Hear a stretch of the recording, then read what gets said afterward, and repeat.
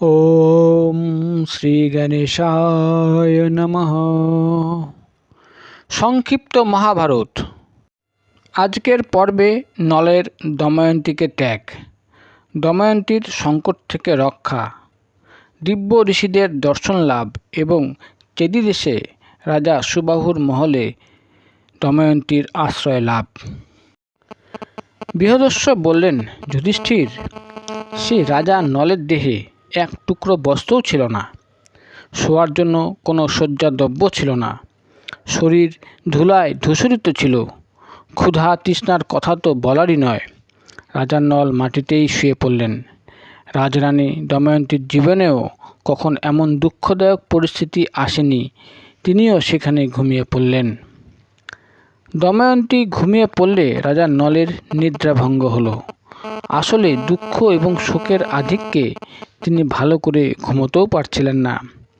চোখ খুললেই তার রাজ্য চলে যাওয়া, আত্মীয়দের সঙ্গে সম্পর্কচ্যুত হওয়া, পাখির বস্ত্র নিয়ে উড়ে যাওয়া একে একে তার চোখে ভেসে উঠল। তিনি ভাবলেন, দময়ন্তী তাকে অত্যন্ত ভালোবাসে, তার জন্যই সে এত দুঃখ ভোগ করছে। আমি যদি একে ছেড়ে চলে যাই তাহলে দময়ন্তী তার পিতৃরাজ্যে চলে যাবে। আমার সঙ্গে থাকলে তো ওকে শুধু দুঃখ ভোগই করতে হবে। আমি যদি একে ছেড়ে চলে যাই তাহলে সম্ভবত ও সুখী হবে। এই সব ভেবে রাজা নল স্থির করলেন যে দময়ন্তীকে ছেড়ে যাওয়াই ভালো। দময়ন্তী পতিব্রতা নারী, কেউই তার সতীত্ব নষ্ট করতে পারবে না। তারপর তিনি ভাবলেন, একটি মাত্র বস্ত্র দময়ন্তীর দেহে, আমি তো উলঙ্গ, অর্ধেক বস্ত্র ছিঁড়ে নিতে হবে আমার পরার জন্য। কিন্তু ছিঁড়ব কেমন করে? যদি দময়ন্তী জেগে যায়? তিনি ধর্মশালার এদিক ওদিক ঘুরতে লাগলেন। তার দৃষ্টি এক খাপবিহীন তলোয়ারের উপর পড়ল। রাজা নল সেটিকে তুলে আস্তে করে দময়ন্তীর বস্ত্র থেকে অর্ধেক কেটে তার উলঙ্গ দেহ ঢেকে নিলেন। দময়ন্তী গভীর নিদ্রামগ্ন ছিলেন। রাজা নল তাকে সেখানে রেখে বেরিয়ে পড়লেন। কিছুক্ষণ পরে মন শান্ত হলে তিনি আবার ধর্মশালায় ফিরে এলেন এবং দময়ন্তীকে দেখে কাঁদতে লাগলেন। তিনি ভাবছিলেন যে আমার প্রাণপ্রিয়া অন্তঃপুরে পর্দার মধ্যে থাকতেন, তাকে কেউই দেখতে পেত না। আজ সে অনাথের মতো অর্ধেক বস্ত্র পরিধান করে মাটিতে শুয়ে ঘুমাচ্ছে। আমাকে না পেয়ে বেচারি একাকী মনে কিভাবে থাকবে? প্রিয়ে, তুমি ধর্মাত্মা, তাই আদিত্য, বসু, রুদ্র, অশ্বিনী কুমার এবং পবন দেবগণ তোমায় রক্ষা করুন। নলের হৃদয় তখন দুঃখে ছিন্ন বিচ্ছিন্ন হয়ে যাচ্ছিল। তিনি দোটানায় পড়ে বারংবার ধর্মশালার ভিতরে যাচ্ছিলেন আর বাইরে আসছিলেন। দেহে কলি প্রবেশ করায় তার বুদ্ধি ভ্রংশ হয়েছিল। তাই তিনি শেষ পর্যন্ত তার প্রাণপ্রিয়া পত্নীকে বনের মধ্যে একলা ফেলে চলে গেলেন। ঘুম ভাঙলে দময়ন্তী দেখলেন নল সেখানে নেই। তিনি চিন্তান্বিত হয়ে ডাকতে লাগলেন, মহারাজ, স্বামী, আমার সর্বস্ব, আপনি কোথায়? আমার ভয় করছে, আপনি কোথায় গেলেন? ঠিক আছে, আর তামাশা করবেন না। আমাকে কেন ভয় দেখাচ্ছেন? শিগগির দেখা দিন। আমি আপনাকে দেখতে পাচ্ছি, এই নাও দেখে ফেলেছি। বৃক্ষলতার পাশে চুপ করে লুকিয়ে আছেন কেন? আমি দুঃখে পড়ে এত বিলাপ করছি আর আপনি এসে আমাকে একটুকু সান্ত্বনা দিচ্ছেন না। স্বামী, আমার আর কোনো দুঃখ নেই, শুধু আপনার জন্যই চিন্তা হয় যে আপনি এই ঘোর জঙ্গলে একা কেমন করে থাকবেন। হে নাথ, আপনার মতো নির্মল চরিত্র ব্যক্তির যে এই দশা করেছে, সে আপনার থেকেও অধিক দুর্দশা প্রাপ্ত হয়ে নিরন্তর দুঃখী হয়ে জীবন কাটাবে। এইভাবে বিলাপ করতে করতে দময়ন্তী রাজার নলকে খুঁজতে লাগলেন। উন্মুক্তের মতো ঘুরতে ঘুরতে তিনি এক অজগরের কাছে এসে পৌঁছলেন। শোক বিহ্বল থাকায় তিনি অজগরটিকে দেখতেও পেলেন না। ফলে অজগর দময়ন্তীকে গ্রাস করতে উদ্যত হলো। তখনও দময়ন্তী নলের জন্য চিন্তা করছিলেন যে তিনি সঙ্গে না থাকায় নল হয়তো কী কষ্টে রয়েছেন। তিনি কাঁদতে কাঁদতে ডাকতে লাগলেন, স্বামী, আমাকে অনাথের মতো অজগর গ্রাস করছে, আপনি আমাকে বাঁচাতে আসছেন না কেন?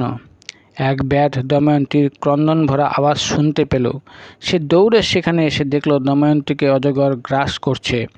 সে তার তীক্ষ্ণ অস্ত্র দিয়ে অজগরের মুখ চিরে ফেলল। দময়ন্তীকে উদ্ধার করে নিয়ে ব্যাট তাকে স্নান করিয়ে আশ্বস্ত করল এবং খাবার দিল। দময়ন্তী একটু শান্ত হলে ব্যাট জিজ্ঞাসা করল, সুন্দরী, তুমি কে? কোন উদ্দেশ্যে এই জঙ্গলে এসেছো? দময়ন্তী ব্যাটকে তার দুঃখের কাহিনী বলল। দময়ন্তীর সৌন্দর্য শিষ্ট ব্যবহার দেখে ব্যাট কাম মোহিত হয়ে গেল। সে মিষ্টে বাক্যে দময়ন্তীকে বশীভূত করার চেষ্টা করতে লাগল। দময়ন্তী দুরাত্মা ব্যাধের মনোভাব জেনে ক্রোধে প্রজ্বলিত হয়ে উঠলেন। দময়ন্তী ব্যাটকে বাধা দেওয়ার অনেক চেষ্টা করলেন, কিন্তু যখন সে কিছুতেই বাধা মানল না, তখন দময়ন্তী তাকে শাপ দিলেন, আমি যদি নিষাদ নরেশ ছাড়া আর কোনো পুরুষকে মনে মনে চিন্তাও না করে থাকি, তাহলে এই ক্ষুদ্র ব্যাট এখনই মারা যাবে। দময়ন্তীর মুখ থেকে কথাগুলি বার হওয়া মাত্রই ব্যাধের প্রাণ পাখি হয়ে উড়ে গেল। সে সেখানেই মরে পড়ে রইল। ব্যাধ মারা যাবার পর দময়ন্তী রাজা নলকে খুঁজতে খুঁজতে এক নির্জন ও ভয়ঙ্কর বনে গিয়ে পৌঁছলেন। বহু পর্বত, নদ নদী, জঙ্গল, হিংস্র পশু পক্ষী, পিশাচ দেখতে দেখতে বিরহে উন্মাদের ন্যায় রাজা নলের খবর জিজ্ঞাসা করতে করতে তিনি উত্তর দিকে এগোতে লাগলেন।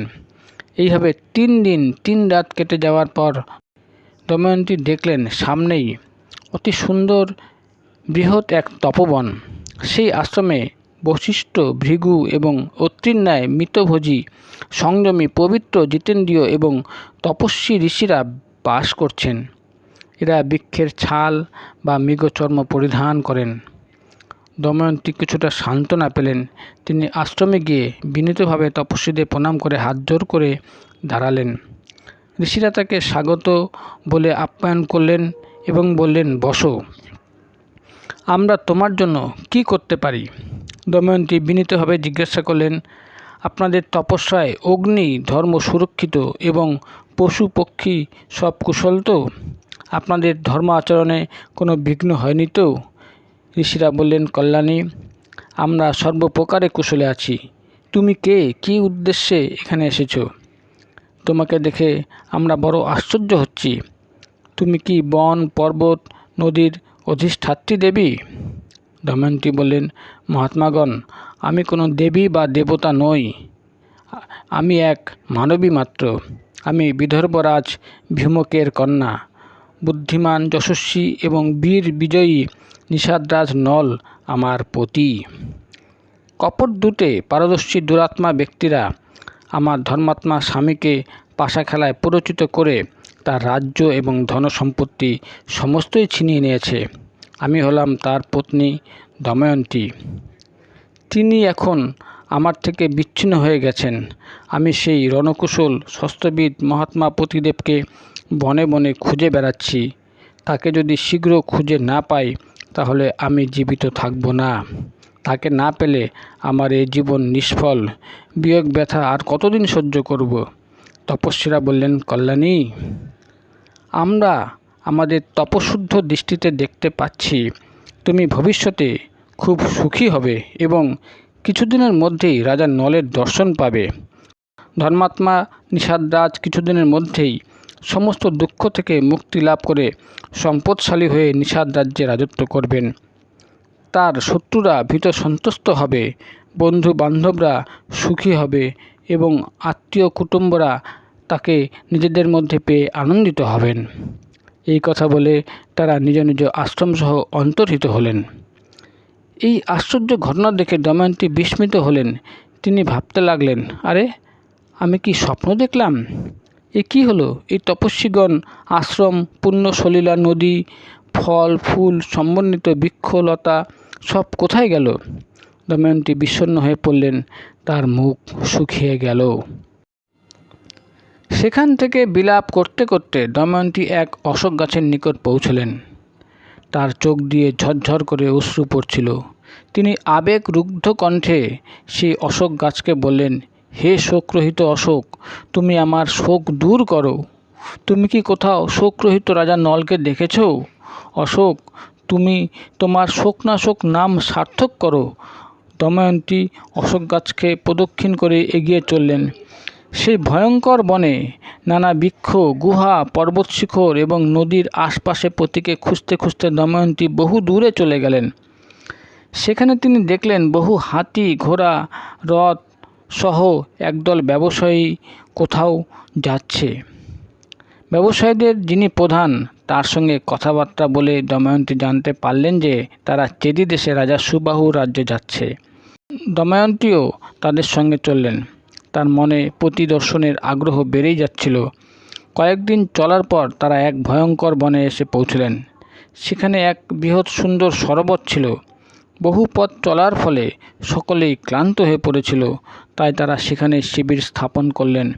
কিন্তু দৈব যে প্রতিকূল, রাত্রিবেলায় বুনো হাতির দল এসে ব্যবসায়ীদের পালিত হাতিদের উপর হামলা করল এবং তাদের ছোটাছুটিতে ব্যবসায়ীদের সমস্ত জিনিস তছনছ হয়ে গেল। কোলাহল শুনে দময়ন্তীর ঘুম ভেঙে গেল। তিনি এই মহাসংঘরের দৃশ্য দেখে হতভম্ব হয়ে গেলেন। তিনি কখনো এমন দৃশ্য দেখেননি। ভয়ে সেখান থেকে পালিয়ে কিছু দূরে কয়েকজন সংযমী বেদপাঠী ব্রাহ্মণের মধ্যে আশ্রয় নিলেন। তারা ওই মহাসংঘাত থেকে বেঁচে গিয়েছিলেন। তিনি তাদের সঙ্গে অর্ধবস্ত্রে শরীর আবৃত করে চলতে লাগলেন। সন্ধ্যার সময় তিনি চেদি রাজা সুবাহু রাজধানীতে গিয়ে পৌঁছলেন। দময়ন্তী যখন রাজধানীর রাজপথ দিয়ে যাচ্ছিলেন, তখন নগরবাসীরা তাকে দেখে মনে করল যে এ কোনো পাগলি। ছোট ছোট বালকরা তার পিছনে জুটে গেল। দময়ন্তী রাজপ্রাসাদের কাছে পৌঁছলেন। সে সময় রাজমাতা জানালার সামনে বসেছিলেন। তিনি একদল বালক পরিবৃত দময়ন্তীকে দেখে তার দাসীকে বললেন, আরে দেখো তো, ওই স্ত্রী লোকটিকে বড় দুঃখী বলে মনে হচ্ছে। বোধহয় কোনো আশ্রয় খুঁজছে। ছেলেগুলো ওকে জ্বালাতন করছে। তুমি যাও, ওকে আমার কাছে নিয়ে এসো। মেয়েটি এত সুন্দরী যে আমার মহল আলো করে দেবে। দাসী নির্দেশ পালন করল। দময়ন্তী রাজমহলে এলেন।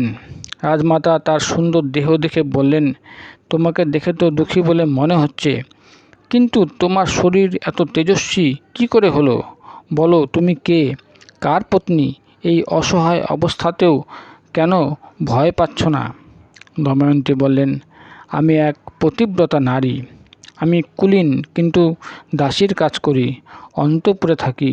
যে কোনো স্থানেই থাকতে পারি। ফলমূল খেয়ে দিন কাটাতে পারি।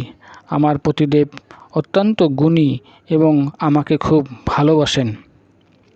কিন্তু আমার দুর্ভাগ্য যে তিনি আমার কোনো অপরাধ ছাড়াই রাত্রে ঘুমন্ত অবস্থায় আমাকে ছেড়ে চলে গেছেন। আমি রাত দিন আমার প্রাণপ্রিয় স্বামীকে খুঁজছি আর দুঃখের আগুনে পুড়ে যাচ্ছি। এই কথা বলতে বলতে তার চোখ জলে ভরে এলো। তিনি কাঁদতে লাগলেন। দময়ন্তীর দুঃখে ভরা কাহিনী শুনে রাজমাতার হৃদয়ে দুঃখে ভরে উঠল। তিনি বলতে লাগলেন, কল্যাণী, তোমার জন্য আমার স্বাভাবিকভাবেই দুঃখ হচ্ছে। তুমি আমার কাছে থাকো। তোমার স্বামীকে খুঁজে দেওয়ার ব্যবস্থা আমি করে দেব। যদি তিনি আসেন, তাহলে তুমি তার সঙ্গে এখানেই সাক্ষাৎ করো। দময়ন্তী বললেন, মা, আমি একটি শর্তে আপনার এখানে থাকতে পারি। আমি কখনো উচ্ছিষ্ট খাবো না, কারো পা ধোয়াবো না, কোনো পরপুরুষের সঙ্গে কথা বলবো না। যদি কোনো পুরুষ আমার সঙ্গে কুব্যবহার করে, তাহলে তাকে দণ্ড দিতে হবে। দণ্ড দেওয়ার পরেও যদি সে পুনঃ পুনঃ তা করে, তাহলে তাকে প্রাণদণ্ড দিতে হবে। আমি আমার পতিকে খোঁজার জন্য ব্রাহ্মণদের সঙ্গে কথা বলবো। আপনি যদি আমার এই শর্ত মেনে নেন, তাহলে আমি এখানে থাকতে পারি, নচেত নয়। রাজমাতা দময়ন্তীর শর্ত শুনে প্রসন্ন হয়ে বললেন, তাই হবে। তারপর তিনি তার কন্যা সুনন্দাকে ডেকে বললেন, মা, দেখো, এই দাসীকে দেবী বলে জানবে। এ তোমারই মতো। একে তোমার সখী বলে জানবে। রাজপ্রাসাদে রেখে এর সঙ্গে আনন্দে থেকো। সুনন্দা প্রসন্নতার সঙ্গে দময়ন্তীকে নিজ মহলে নিয়ে গেলেন। দময়ন্তী ইচ্ছা অনুসারে তার নিয়ম পালন করে মহলে থাকতে লাগলেন। এর পরের পর্বে নলের রূপ পরিবর্তন, ঋতুপর্ণের সারথি হওয়া, ভীমুকের নল দময়ন্তীকে অনুসন্ধান করা এবং দময়ন্তীকে খুঁজে পাওয়া আপনাদের গল্পের আকারে পড়ে শোনানো হবে।